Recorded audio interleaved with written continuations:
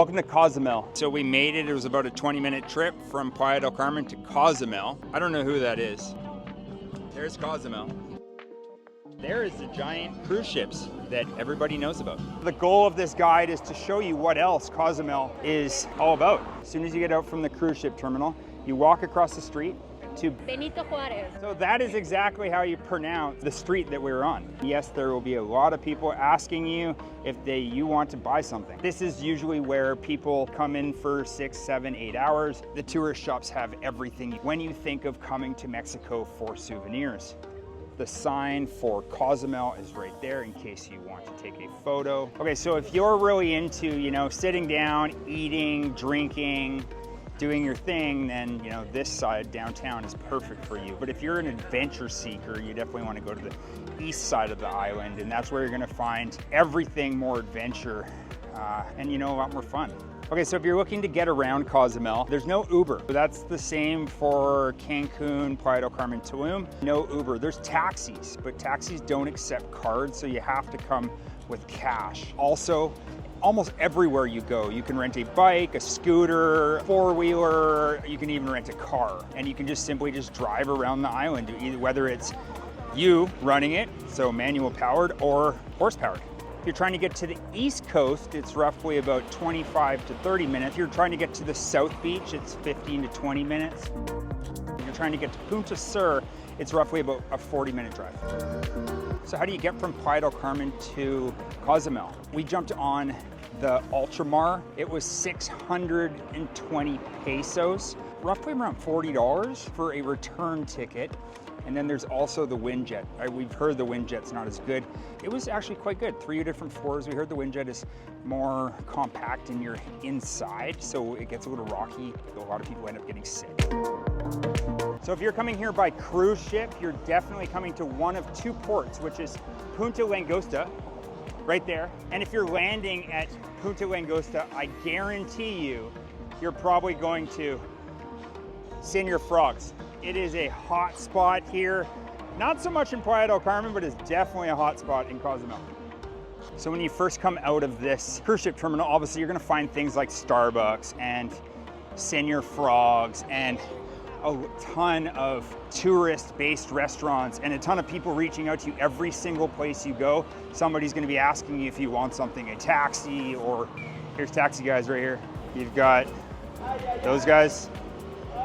As you get away from the cruise ship terminal, things become more local, and you're gonna find a lot of cheaper restaurants than hitting those tourist prices.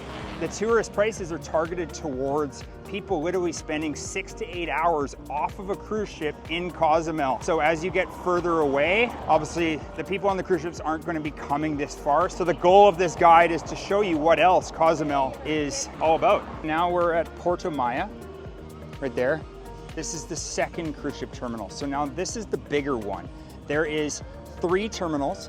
After Wilma, which was a giant hurricane, they built the 3rd one in 2015, and they're actually looking at building a 4th one down the road.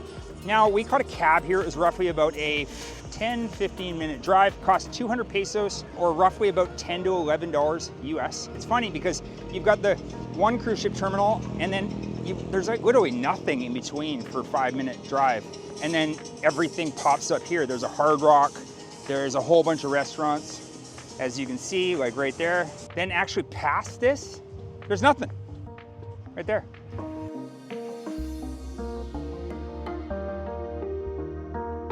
Now an update about Puerto Maya. They're looking at doing a 4th terminal. I've heard that there's an American guy that owns the property, but he said no. I know the municipality is interested in doing it. It does say the municipality denied it, but I did hear that the American denied it.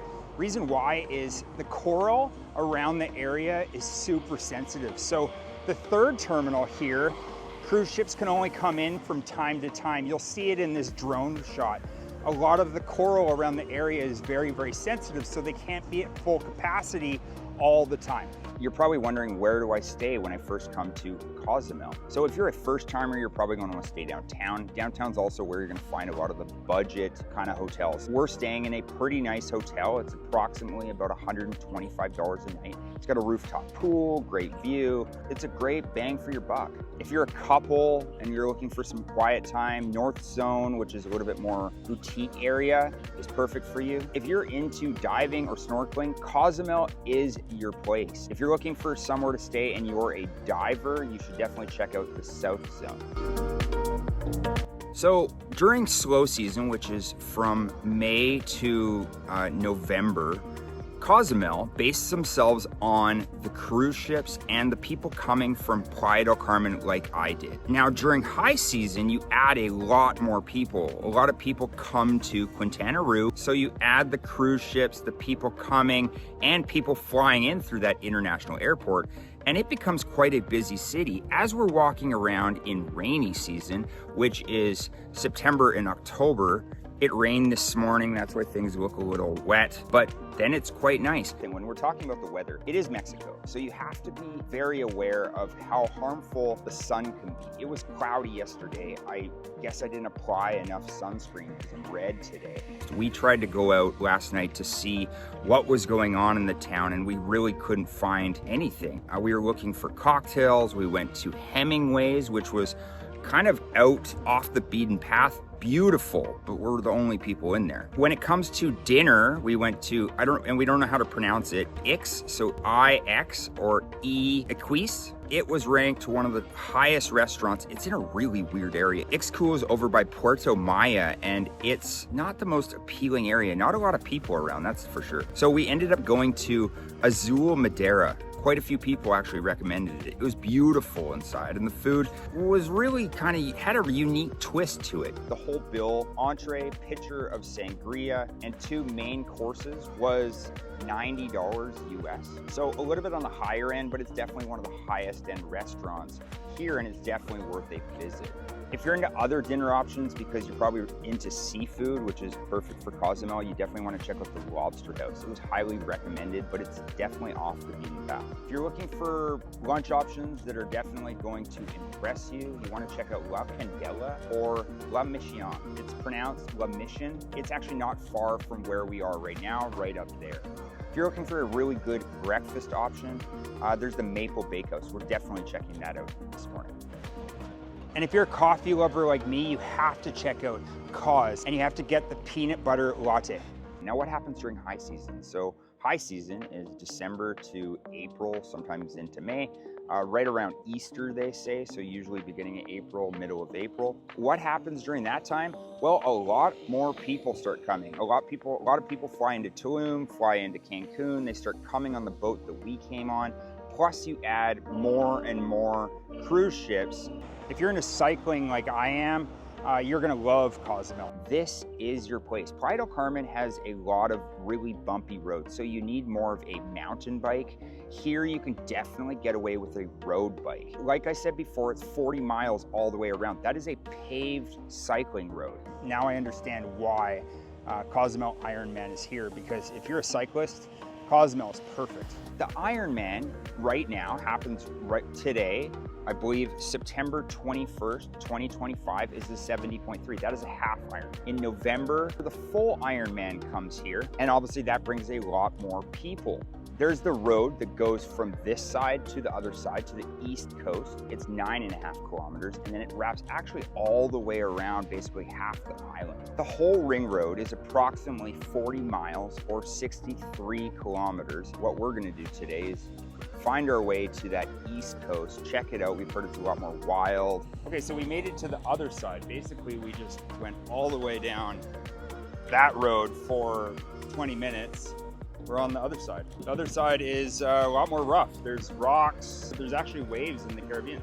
And then there's a few little stores and things down here, but I was told, go to the OXXO, get a 6-pack, get a few things, because there really isn't much on this side. We rented this, it ended up being 1,300 pesos. We gave him 1,500. What lane are we on? Okay, so this is Mexico. Mexico driving is a little bit interesting because I don't really know. Am I supposed to be in this lane or that lane?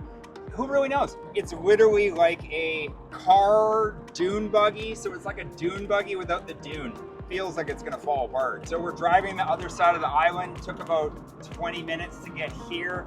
Now we're just going beach to beach, 6-pack in hand, and a car without any doors. All along the way, there is obviously the bike lane and beaches all along the way. 100 pesos for a coconut. That's about $5. That's pretty expensive. But we are literally in the middle of nowhere. The best part about traveling is we were on that road for what seemed like a long time, probably 20, 30 minutes. We passed all the all-inclusives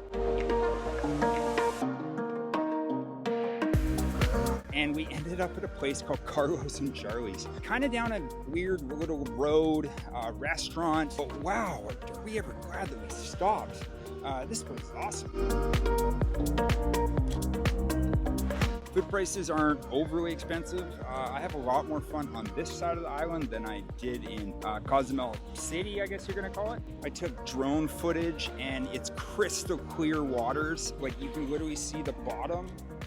White sand beaches, looks like a coral out there, and that looks like you're definitely gonna find me on there, but I don't have a waterproof camera with me, so sorry, you're not gonna experience this one. So this is the North Hotel Zone.